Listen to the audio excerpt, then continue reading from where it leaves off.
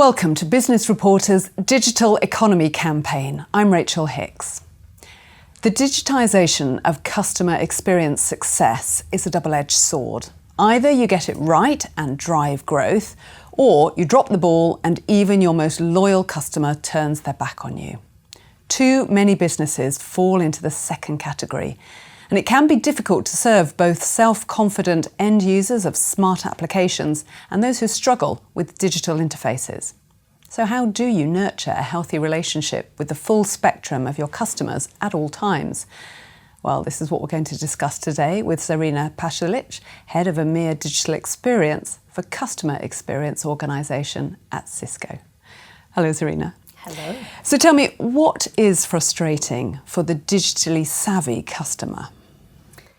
Lack of guidance, sheer amount of information on the web, and ultimately the lack of connectedness when it comes to customer experience, i.e.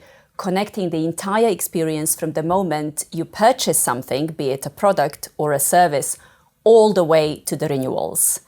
What we've realized in this subscription-based economy that we are all living in is that traditional sales funnel is no longer relevant.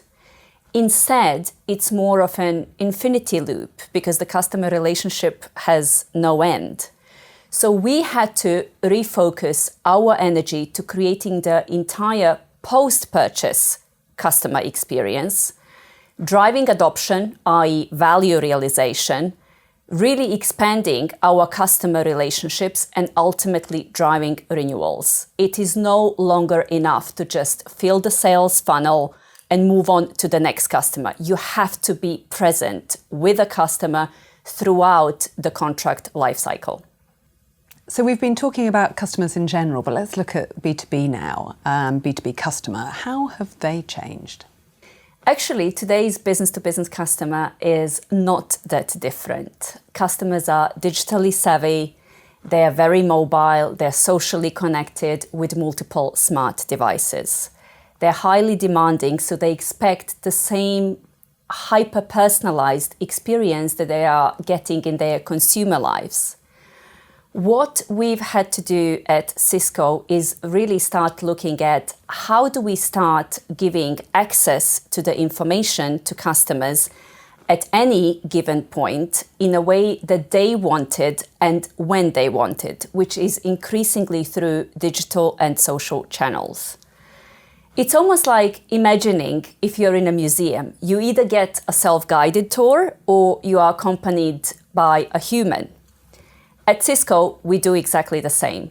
Everything is digitally led, but there is always a human fallback. So that experience and the engagement really happens on customers' terms. So how can personalisation, as we've just been talking about, prevent digital frustration? Personalization is really key to successful customer experience. Every customer will be at a different stage on their journey. And that is why we need to look at both physical interaction as well as digital engagement when we look at how we reach the customers with the right content at the right time. Motivations to buy, motivations to sell, motivations to purchase will really depend on the person making that decision. However, we can really own that moment. We can own that moment in time by using technology to interpret data and to drive highly personalized customer journeys which are based on their behaviors rather than on our best guesses. What key points should decision makers take away if they want to provide the best customer experience possible? Number one, you have to know your customer. And if you don't, go out and get to know them. That is one area that you should not outsource. Number two, stick with your platform and data architecture like a glue. Number three is organize your team. Hire the right set of people with values, skills, and experience to drive this end to end.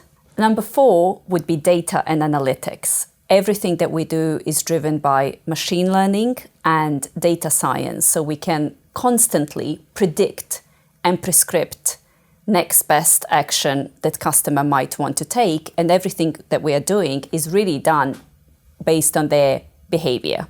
And last but not least is the process.